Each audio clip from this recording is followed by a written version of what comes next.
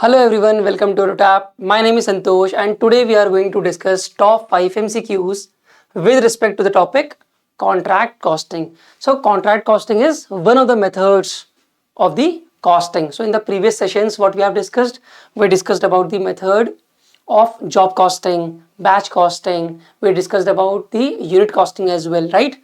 So in this particular session we are going to talk about the contract costing through top 5 MCQs, right? So in what type of industry we are going to use the contract costing?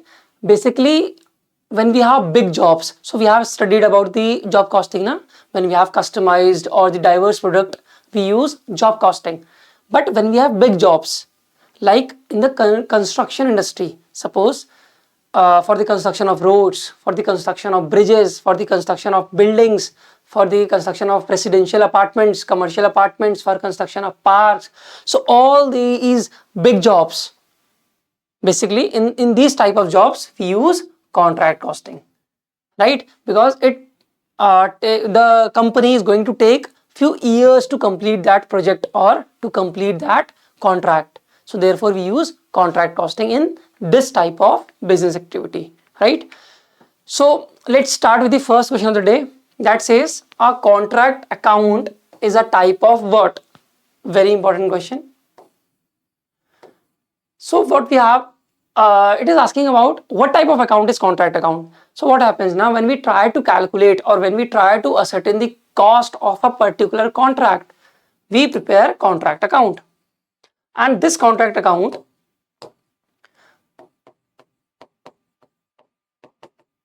is like a nominal account, in which all the expenses is going to get recorded on the debit side and all the incomes with respect to this particular contract. Suppose this is contract 01. All the incomes related with this contract 01 will be on the credit side of this account, right? So it acts like the nominal account. Just like we have the PL account, right? So all the expenses, like we have the direct materials, direct labors, overheads, and the value of the contract will be written here, right? So it's a type of nominal account, not the real account, not the personal account. So correct option here is A. Okay, so let's deep dive into the concept of contract account. And as you can see here, I have included a contract account. For example, we have this contract account CA 9900. This is a particular contract. And now as you can see here, on the debit side, all the expenses related to this particular contract account is placed in this side, right? What is this subcontract? See, subcontract में क्या होता है कि suppose I have to construct a building, right? We are the contractors and we are constructing building. Now in that particular building, we also have to include the lifts. So अगर हमें उस building में lift लगानी है and our work is to basically our work is limited to the building, construction of building part, तो हम क्या कर सकते हैं? लिफ्ट के प्रोजेक्ट को कंप्लीट करने के लिए वो काम हम आउटसोर्स कर सकते हैं, हम किसी थर्ड पार्टी से करा सकते हैं लिफ्ट का काम, क्योंकि हमारी जो फोटे है, हमारी जो स्ट्रेंथ है, हम सिर्फ बिल्डिंग बनाते हैं, बट बिल्डिंग में लिफ्ट भी होनी चाहिए, तो लिफ्ट का काम हम किसी और को दे सकते हैं कि आप कर लो और हम आपको पेमेंट कर देंगे. So this is what your सब कॉन्ट्रैक्ट इज. एक बड़ा कॉन्ट्रैक्ट था, उसमें एक छोटा कॉन्ट्रैक्ट हमने दे दिया किसी को, ठीक है, तो वो हमारी कॉस्ट हुई ना, क्योंकि हम कॉन्ट्रैक्टर थे. अब हमें पूरी बिल्डिंग बनानी है, लिफ्ट के लिए हमने किसी को बाहर से हायर कर लिया, तो हमें पेमेंट करना पड़ेगा ना. तो therefore this sub contract is in debit side. ठीक है, बात समझ में आती है. Now we have the overheads. As we all know, overheads are also included in the expenses. Now what should be include in the credit side? What is this material? See, material यहाँ पे था जो खर्चा हुआ है, ये material वो है जो हमारे पास बच गया है. अब उसको 12,000 का हम सेल कर सकते हैं, बेसिकली बचा हुआ है हमारे पास, या फिर अपनी ही कंपनी में वापस कर सकते हैं. तो इसलिए लिखा हुआ है कि 12,000 जो मटेरियल हमारे पास बच गया है साइड पे, ठीक है. Now what is this work certified and work uncertified? This is very important. ध्यान देना सारे बच्चे, यहाँ पे बहुत इंपॉर्टेंट होती है चीज. मान लेते हैं कॉन्ट्रैक्ट 10 साल का है. ध्यान देना, मान लेते हैं कॉन्ट्रैक्ट 10 साल का है, ठीक है. अब क्या ये करना लॉजिकल और प्रैक्टिकल है कि पूरे कॉन्ट्रैक्ट अगर हमारा एंड हो रहा है 10th ईयर के एंड में एंड हो रहा है, पूरा कॉन्ट्रैक्ट कंप्लीट हो रहा है, तो क्या हम सारा प्रॉफिट रिकॉग्नाइज करें 10th ईयर के एंड में ही? क्या ये प्रैक्टिकल और लॉजिकल लग रहा है? काम तो हमने हर साल किया है, भले हमारा कॉन्ट्रैक्ट कंप्लीट 10th ईयर के एंड में हो रहा है, तो क्या हमें ये करना चाहिए कि सारा का सारा प्रॉफिट 10th ईयर के एंड में ही रिकॉग्नाइज कर लेना चाहिए? तो ये गलत हो जाएगा। फिर तो स्टेटमेंट देख के ऐसा लगेगा कि 10th ईयर में ही स्टार्ट हुआ था, 10th ईयर में ही खत्म हो गया, इसलिए 10th ईयर का प्रॉफिट है। बात समझ में आ रही है? कुछ चमक रहा है? तो इसलिए कॉन्ट्रैक्ट भले कंप्लीट ना हुआ हो इन ईयर्स में, भले वो इनकम्प्लीट रिकॉर्ड हो, लेकिन इनकम्प्लीट रिकॉर्ड होने के बावजूद भी हम कुछ ना कुछ प्रॉफिट रिकॉग्नाइज करेंगे हर साल, depending upon the proportion of the contract we have completed, depending upon that we are going to recognize the profit। ठीक है, कैसे अभी बताता हूं मैं। अब मान लेते हैं फॉर एग्जाम्पल हमें कॉन्ट्रैक्ट मिला था, मुझे और आपको कॉन्ट्रैक्ट मिला था बिल्डिंग कंस्ट्रक्शन का 1 करोड़ का। 1 करोड़ की बिल्डिंग बनती नहीं, बट मान लेते हैं चलो 1 करोड़ का मिला था। अब 1 करोड़ का कॉन्ट्रैक्ट हमें मिला, हमने एक साल में मान लेते हैं फॉर एग्जाम्पल 20% कंप्लीट कर लिया। हमारे हिसाब से हमें 1 करोड़ का बेसिकली कॉन्ट्रैक्ट आया है कि हमें पूरी प्राइस मिलेगी 1 करोड़।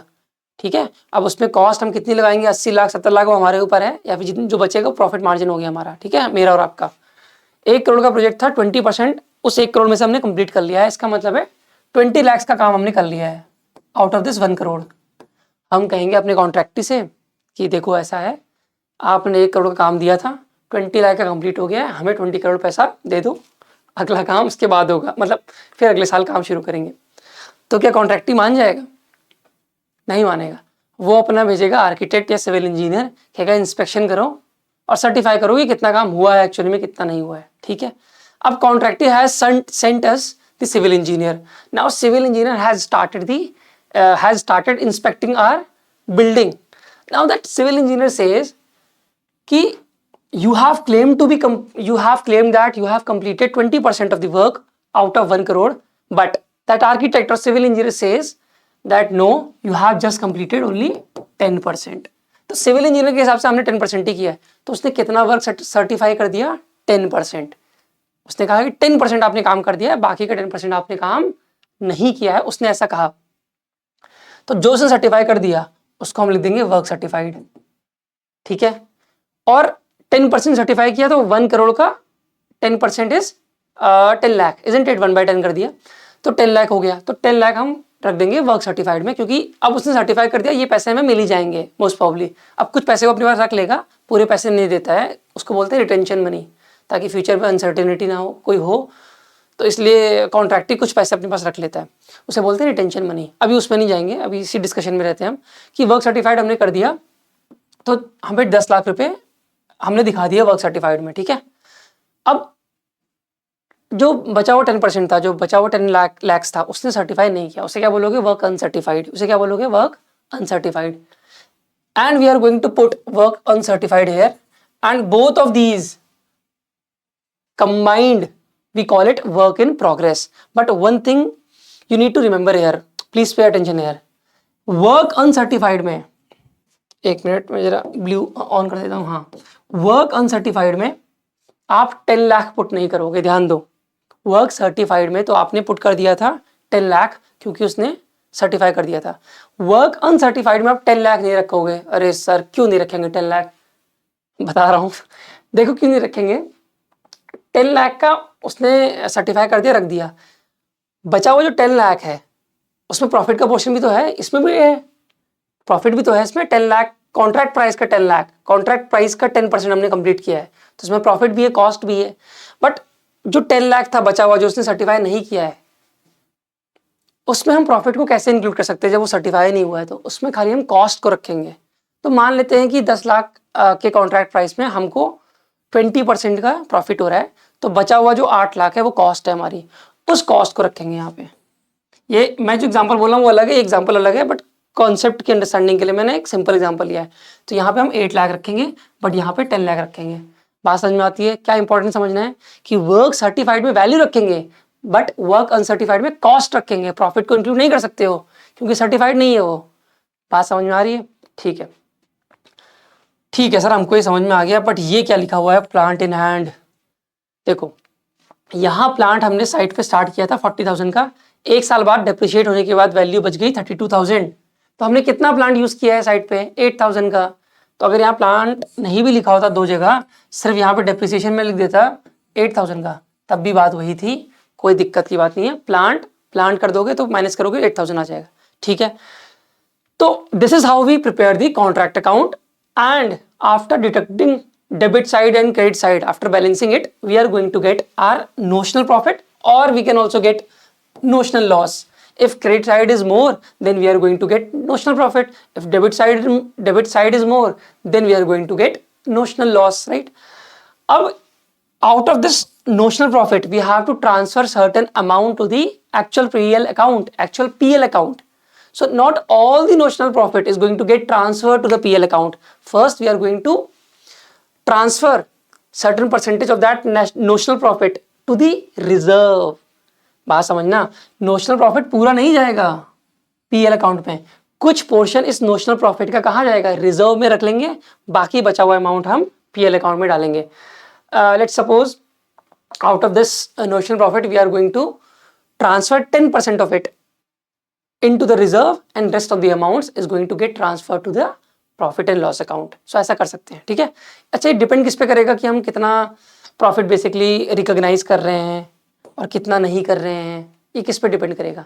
ये डिपेंड करेगा कि आपका कॉन्ट्रैक्ट जो अभी तक कंप्लीट हुआ है उसका प्रोपोर्शन क्या है ओवरऑल कॉन्ट्रैक्ट में। अगर बहुत कम कॉन्ट्रैक्ट कंप्लीट हुआ है, मान लेते हैं 10% कंप्लीट हुआ है, 5% कंप्लीट हुआ है कॉन्ट्रैक्ट, तो इंडस्ट्री नॉर्म्स बेसिकली कहती है कि हमको प्रॉफिट में ट्रांसफर करने की कुछ भी अमाउंट जरूरत नहीं है। We are not going to transfer any profit to our profit and loss account अगर हमारा 10% 5% ही कंप्लीट हुआ है आउट ऑफ 100%, राइट। तो ये इंडस्ट्री नॉर्म्स पर डिपेंड करता है, ये कोई हार्ड एंड फास्ट रूल नहीं है, बट एक ऐसा रूल बनाया गया है कि 25% से कम होगा तो हम ट्रांसफर नहीं करेंगे, बट कोई हार्ड एंड फास्ट रूल नहीं है, वो डिपेंड करेगा कि इंडस्ट्री नॉर्म्स पे, ठीक है। ओके, तो मैंने बता दिया किस पे डिपेंड करेगा कि हम प्रॉफिट रिकॉग्नाइज करेंगे भी कि नहीं करेंगे। किस पे डिपेंड करेगा कि how much percentage we have completed, how much percentage of contract we have completed out of total contract, उसके बेसिस में डिपेंड करेगा, ठीक है। इनफैक्ट कंप्लीट नहीं, कितना वर्क सर्टिफाई हुआ है, अगर मैं स्पेसिफाई करके एकदम स्पेसिफिक करके बोलूँ तो कितना वर्क सर्टिफाई हुआ है आर्किटेक्ट के द्वारा, उस पर डिपेंड करेगा हम पीएल पे रिकॉग्नाइज करेंगे कि नहीं करेंगे, ठीक है। वो बात की बात है। अभी मेरा काम था ये समझाना कि कॉन्ट्रैक्ट अकाउंट बनाते कैसे हैं, डेबिट में क्या रखना है, क्रेडिट में क्या रखना है, और नोशनल प्रॉफिट कैसे आएगा, बात समझ में आती है, ठीक है। Let's move to the second question that says contract costing is most appropriate method of costing for what, in which type of industry we are going to use this contract costing method? Construction industry, yes। तो बाकी तो पढ़ने की शायद जरूरत नहीं है, क्योंकि केमिकल इंडस्ट्री तो प्रोसेस कॉस्टिंग यूज करोगे, इरेजर के लिए यूनिट कॉस्टिंग यूज करोगे, क्योंकि एक सिंगल या टू वैरायटी ऑफ प्रोडक्ट है इन अ बल्क। तो ये भी नहीं, ये भी नहीं, ये भी नहीं। So your correct answer is option number A, that is construction industry में we are going to use this contract costing, ठीक है। Let's move to the third question of the day that says cost of contract and profit or loss thereon are determined by preparing what? अभी हमने पढ़ा इसके बारे में।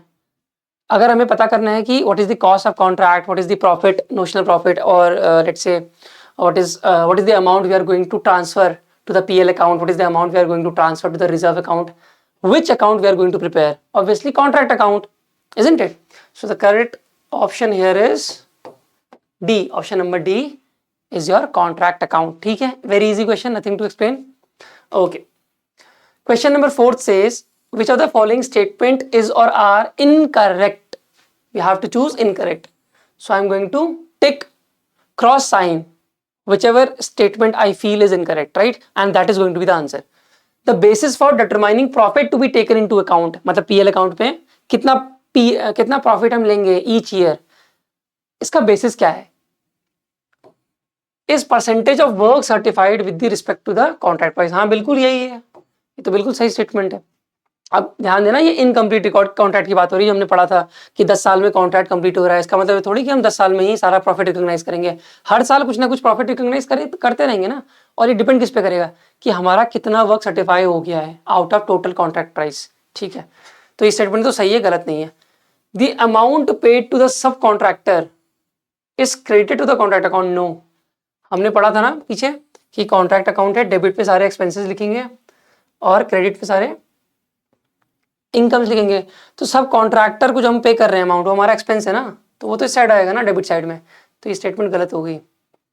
Work uncertified is debited to contract account, again wrong. हमने पढ़ा था अभी, वर्क सर्टिफाइड भी यही रहेगा, वर्क अनसर्टिफाइड भी यही रहेगा, दोनों का दोनों। बस डिफरेंस इज दैट कि work certified is going to be get valued on the contract price basis, on the value basis, but work uncertified is going to be recorded here on the cost value, on the cost, right, not on the value. ठीक है, तो difference is only that. So this statement is also wrong. Now your correct answer should be 2 and 3. So option number B is correct answer here for the question number 4th.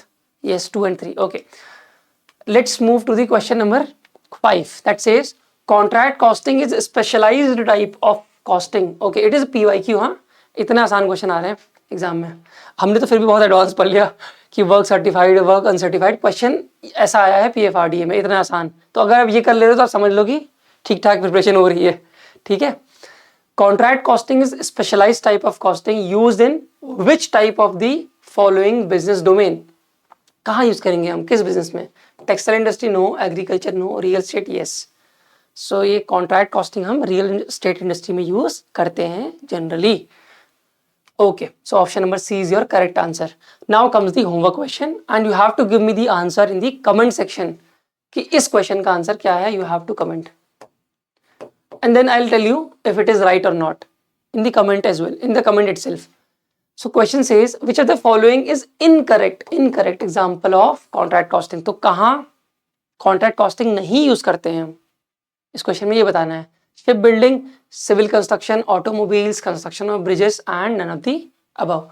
तो कहाँ पे use हम नहीं करते हैं, आपको comment section में बताना है।